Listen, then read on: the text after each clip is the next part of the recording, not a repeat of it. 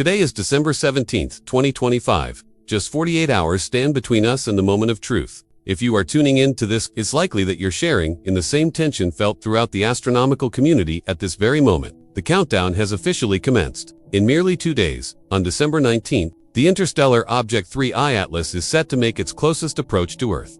For months, we were told to disregard it, labeled merely as a rock, a dirty snowball, or merely a fragment of a deceased solar system traversing the night sky. Yet today, the story has changed. The data now indicates something unexpected.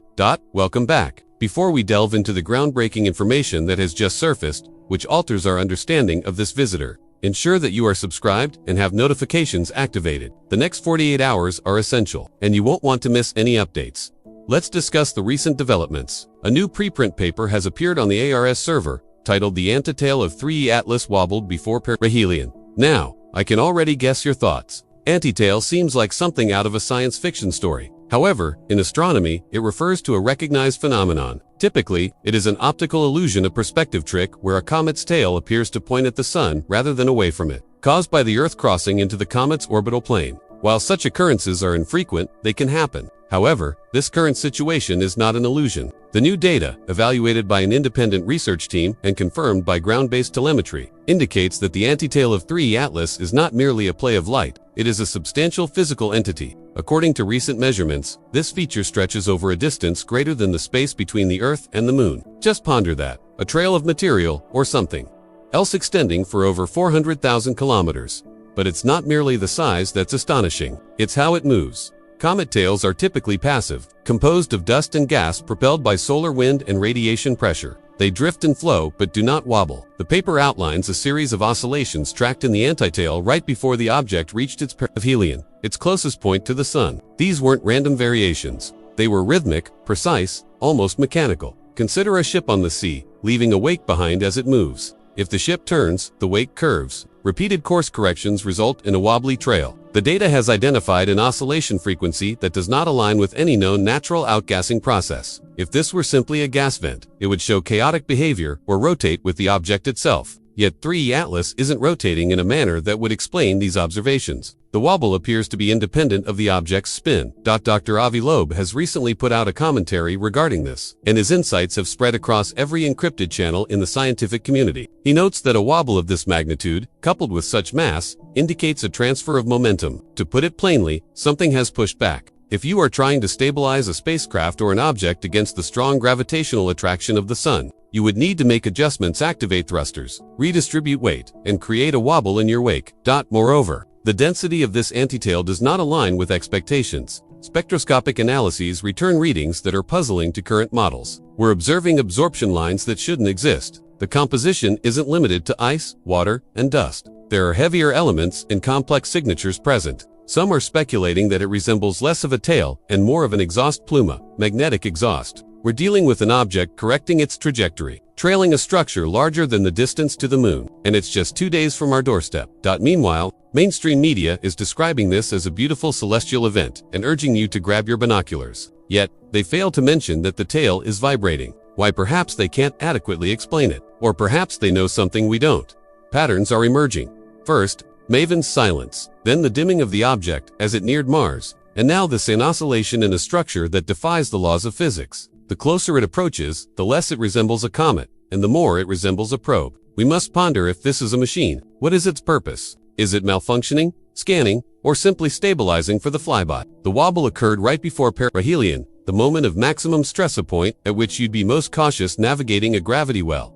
Now it's gliding toward us. The latest trajectory models, which haven't made it to the evening news, reveal a subtle shift in, almost imperceptible deviation in its orbit that happened precisely when the wobble was detected. It changed lanes. We are tracking its movements, keeping close watch. However, this course correction is just the initial step. What I'm about to share makes that seem minor. We have discussed the antitail, but we haven't examined its composition. The latest spectral analysis from the Deep Field Arrays in Chile has just arrived, and the results are nothing short of astonishing. Avi Loeb has just released a new analysis that highlights the vast scale of this structure. It is not merely a tail, it is a bridge, extending over 400,000 kilometers.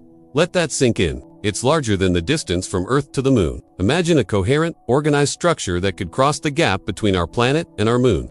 all while being connected to an object that supposedly measures only a few hundred meters across. The proportions simply don't add up. The mass ratio is all wrong unless the tail is something other than massless. It is energy. And here's the kicker. This structure is interacting with the solar wind in ways that defy fluid dynamics. Conventional comet tails are passive, blown backward by solar particles as if they were smoke in the wind. They are chaotic and turbulent, dispersing as they travel. This tail, on the other hand, is cutting through the solar wind, maintaining its shape despite the onslaught of charged particles from the sun. That suggests one critical implication: magnetic containment. If a magnetic field is strong enough to shield a structure of this size from solar wind, then we are not looking at a mere rock. We may be observing a generator, an engine, and now this engine is positioning itself right on our front lawn. Science Alert has just validated the timeline. December 19th is the date of its closest approach. They are branding it a once-in-a-lifetime opportunity, advising you to look for a faint patch in the constellation Lepus. Yet they are omitting the most crucial detail. The object is dimming again. As it gets closer to Earth, it should be brightening. That's basic physics. Sunlight bounces off the ice. It should be flaring and likely visible to the naked eye by now. Instead, 3E Atlas is fading into the background stars. It's almost as if it understands it's being monitored, engaging in a cloaking mechanism, or perhaps it's merely absorbing the energy we direct at it. Why would an interstellar object wish to conceal itself just before passing the only inhabited planet in the system? This brings us to the final piece of today's puzzle: the signal, or more precisely, the absence of one. We have been tuning in for radio waves, listening for pings. The SETI Institute has directed the Allen Telescope Array toward it. The Green Bank Telescope is also on alert. But what if we're searching for the wrong thing? What if the signal isn't a beep, but rather a shadow? I'm about to show you the leaked light curve data from the amateur network, which reveals a pattern suspiciously resembling binary code hidden within the dimming events. You need to see this graph. December 19th is fast approaching. Do not turn away. We are on the brink of discovering the smoking gun. The evidence that reveals 3E Atlas is not just a rock drifting through the dark. Examine this. This is the photometric light curve of the object over the last 48 hours. For those who aren't astronomers, let me clarify what you're observing. A light curve is a graph plotting brightness against time. Typically, for a regular comet, what NASA often labels a dirty snowball. This line would be chaotic, messy, jagged, random, and noisy. Comets rotate and tumble. Their uneven surfaces cause light to shimmer off ice, rock, then ice again. It's unpredictable. But take a look at this line. It's flat, perfectly flat, then drop. Flat, drop, flat, drop. These aren't random variations. These are rhythmic pulses. The object dims by precisely 0.4 magnitudes every 144 minutes like clockwork, as regular as a metronome. Nature doesn't create straight lines. Nature doesn't adhere to millisecond precision. We are witnessing a strobe effect, but rather than flashing light at us, it's blocking light from our view. This constitutes an inverse signal. Here's where it connects back to the aforementioned paper about the wobbling tail. If you overlay the graph of the tail's oscillation with the graph of these dimming events, the two align perfectly. When the tail swings left, the object dims. When the tail swings right, it returns to baseline. This is not a mere tumble. It's a mechanism. Consider the physics of this. A structure larger than the distance to the moon, oscillating in precise sync with the main bodies. Rotation requires a rigid connection, implying structural integrity that mere ice and dust cannot possess. If you attempted to swing a dust cloud of that magnitude back and forth, it would simply dissipate. But this structure maintains its integrity.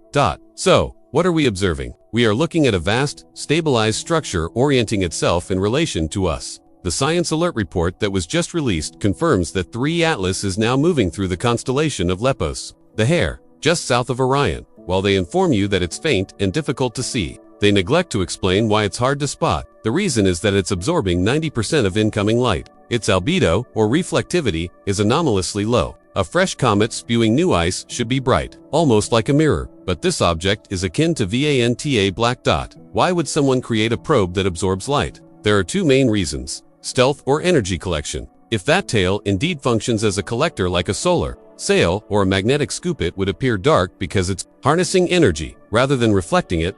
And as it approaches its closest point on December 19th, we are nearly at maximum efficiency at the moment when the sun will be at its back and Earth will be directly in its trajectory. If one were to transmit a large packet of data back home or perform a high-resolution scan of a target planet, this is precisely how one would configure their craft: stabilize it, deploy collectors, minimize thermal signatures, and wait for the perfect alignment. That alignment will occur in 2 days' time. Additionally, there's another detail buried in the appendix of the recent ARCS paper. The wobble is not constant, it's accelerating. The oscillation frequency is increasing. Its heartbeat is quickening. Whatever this machine is doing, it's ramping up. preparing for something, and it's directing its attention at another target.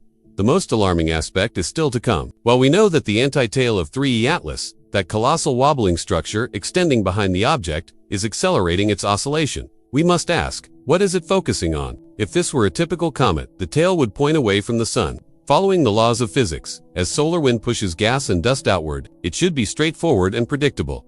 However, 3E Atlas is breaking the rules. The newest astrometric data, triangulated from observatories in Australia and South Africa, reveals that the antitail does not align with the solar wind. Vectorate is offset by 12. While 12 may seem insignificant, in the realm of celestial mechanics, it is monumental. It denotes that the tail isn't being blown away. It is being aimed at. Thus, we traced that line and extended the vector of that immense 400,000 kilometers structure out into the abyss. Hungry to discover where it leads, it points directly toward the galactic center Sagittarius A, the heart of the Milky Way, precisely the direction from which it originated. Consider the ramifications. An object enters our solar system, executes a gravity assist around our sun, stabilizes itself, deploys a massive structure that counters the solar wind, and then directs that structure back to its origin. This isn't a simple tail. It's an antennae and advanced transmission array. The wobble, the oscillation we've identified, signals encoding into a carrier wave. Right now, as it races past Earth, 3E Atlas is transmitting everything it has learned back home. It's uploading scan data pertaining to us. This brings us to the most chilling realization, the timeline. Why December 19th? Why is this closest approach so significant? Because on that date, Earth will position itself directly between 3E Atlas and the Sun, creating a brief window where we will be in its shadow, or more aptly, it will be in ours. This serves as the moment of peak signal clarity, when solar interference is shielded by our planet, constructing a tranquil zone for the receiver. Alternatively, it could utilize our planet's gravity to boost the signal, enhancing its power for the extended journey back to the core. We are not just passive observers in this event. We are integral to the transmission. We are the lens. The scientists at Science Alert characterize this as a close approach, brimming with excitement over its proximity, advising viewers to scan the skies for a stunning spectacle. However, they are overlooking the overarching implications. This isn't merely a flyby, it's a handshake. We are being indexed, cataloged. In 48 hours, the file will be transmitted. So, what happens when the upload is finalized? What follows when the probe accomplishes its mission? Does it enter dormancy, self-destruct, or does it await new commands? There exists one final anomaly. I haven't yet shared something obscured in the raw data logs of the Deep Space Network. A series of pings that originated 3 hours ago, not from the comet, but directed toward it. Someone is responding. You must be prepared. The final countdown has commenced, and we now find ourselves at the brink. Tomorrow night, December 19th, 3I Atlas will reach its closest point to our planet 270 million kilometers away, which, in cosmic terms, is just a stone's throw. So, what actions should you take?